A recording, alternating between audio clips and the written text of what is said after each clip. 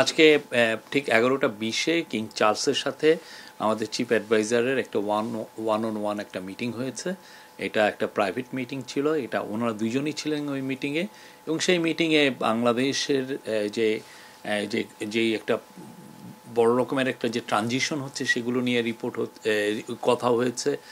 আর আমাদের chief adviser king চার্লসকে জানিয়েছেন যে তারা কী কী রিফর্ম ইনিশিয়েটিভ নিয়েছেন, এই ইন্টারিম গভর্নমেন্ট কী কী রিফর্ম ইনিশিয়েটিভ নিয়েছে সেটা নিয়ে কথা হয়েছে। এবং কিং চার্লস যেহেতু প্রফেসর ইউনুসকে অনেক দিন থেকে চিনেন, তো সেই জন্য তাদের অনেক পুরনো অনেক ধরনের আলাপ হয়েছে। এটা 30 মিনিটসের মিটিং ছিল এবং খুবই সৌহার্দ্যপূর্ণ একটা মিটিং। এই মিটিংটা মানে আমরা বলবো যে এই পুরো ট্যুরের এটা ছিল সবচেয়েতে আমরা বলবো যে সবচেয়ে ইম্পর্টেন্ট ইভেন্ট। এবং আজকে এই মিটিংয়ে পরে উনি, এটা 11টা 50-এ মিটিংটা শেষ হয়ে যায়, উনি ফিরে এসছেন। উনি আবার বিকেলের দিকে আবার বাকিংহাম প্যালেসে যাবেন, তখন কিং চার্লস তাকে যে King Charles the third harmony অ্যাওয়ার্ডটা দিবেন। এই অ্যাওয়ার্ডটা একটা রেয়ার অনার ওনার জন্য।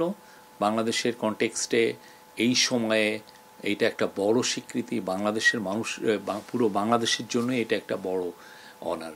তো উনি যে ওনাকে এই অ্যাওয়ার্ডটা দেওয়া হচ্ছে যে ওনার লাইফ লং যে উনি যেই কাজগুলো করেছেন, যেমন ধরেন মাইক্রো ক্রেডিট পায়োনিয়ারিং করা, এবং মাইক্রো ক্রেডিট যে পুরো বিশ্বে একটা বড় রকমের একটা টুল এই ইয়েকে অ্যাড্রেস করার জন্য, পোভার্টিকে কমব্যাট করার জন্য, সেটা একটা ওনার। তারপর উনি সোশ্যাল বিজনেস নিয়ে কাজ করেছেন, সোশ্যাল বিজনেস কীভাবে পুরো বিশ্বে দরিদ্রতা কমাতে পারে। পুরো বিশ্বে অনেক অনেক ইস্যু আছে যেগুলো সত্যিকার অর্থে একটা কোম্পানি বা যেগুলো প্রাইভেট এবং প্রফিট ওরিয়েন্টেড কোম্পানি অনেক কাজ করতে পারে না, সেখানে সোশ্যাল বিজনেস ওই কাজগুলো করতে পারে।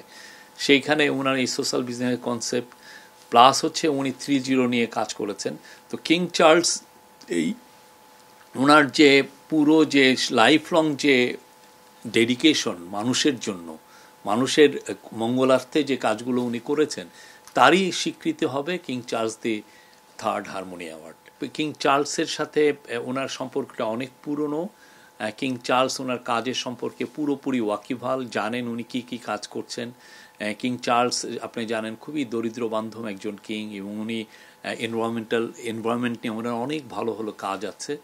তো কিং চার্লস ওনার প্রফেসর ইউনুসের যেগুলো বই লিখেছেন তার মধ্যে একটা বড় বইয়ের ফরওয়ার্ড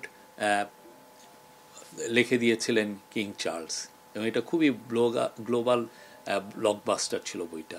আজকে 1-to-1 মিটিংয়ের পরেই আজকে খুব আর একটা অভূতপূর্ব ঘটনা হয়েছে যে কিং চার্লস এবং তার কুইন ক্যামিলা তাদের স্বাক্ষরিত এবং তাদের ছবি সম্বলিত একটা গিফট ওনাকে দিয়েছেন। সেটা মানে ওনার জন্য খুবই সম্মানের ছিল।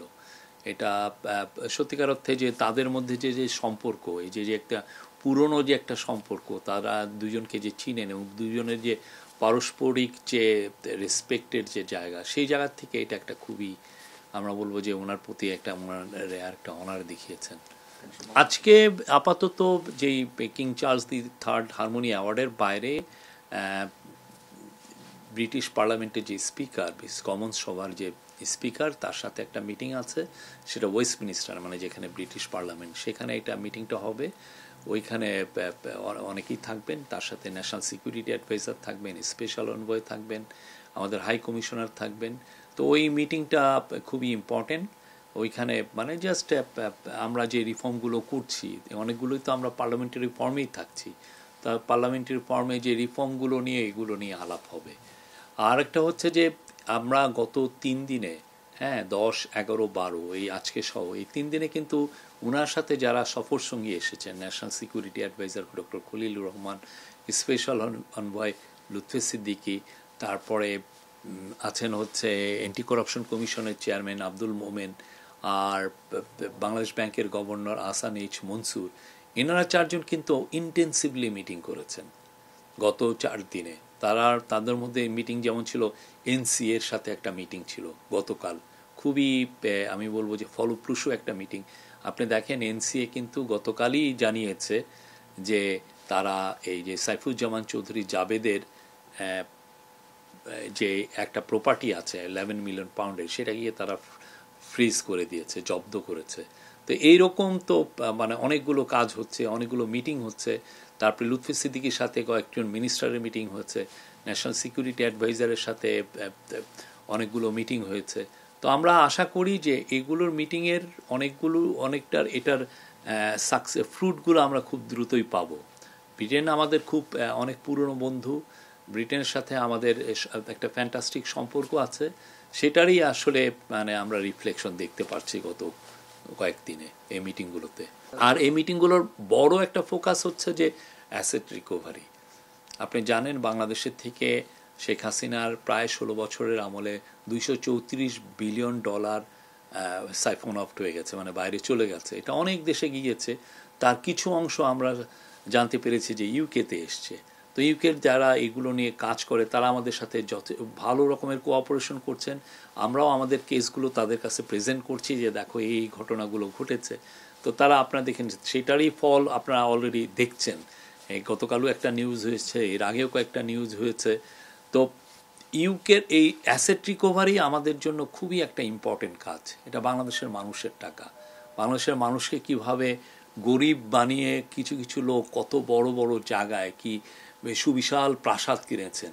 আপনি জানেন কানাডায় বেগমপাড়া হয়েছে, আমরা সাসপেক্ট করছি আরও অনেকগুলো দেশে গিয়েছে। তারই আলোকে এগুলো নিয়ে আমরা অ্যাসেট রিকভারি আমাদের একটা বড় কাজ, আমরা এই কাজগুলো করছি যাতে এই টাকাগুলো ফিরিয়ে এনে বাংলাদেশের দরিদ্র মানুষের কাজে লাগানো যায়।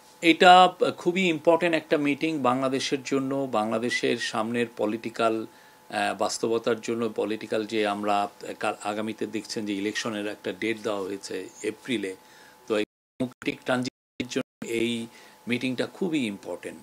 এই মিটিংয়ে আমরা আশা করছি যে তারা মানে আমরা এখানে আসলে কি এজেন্ডা এটা না, তারা যে মিটিং করছেন এবং তারা সব কিছুই আলাপ করবেন। কেননা একজন হচ্ছেন বাংলাদেশের এখন ইন্টারিম গভর্নমেন্টের প্রধান, আর একজন হচ্ছেন বাংলাদেশের লার্জেস্ট পলিটিক্যাল পার্টির প্রধান।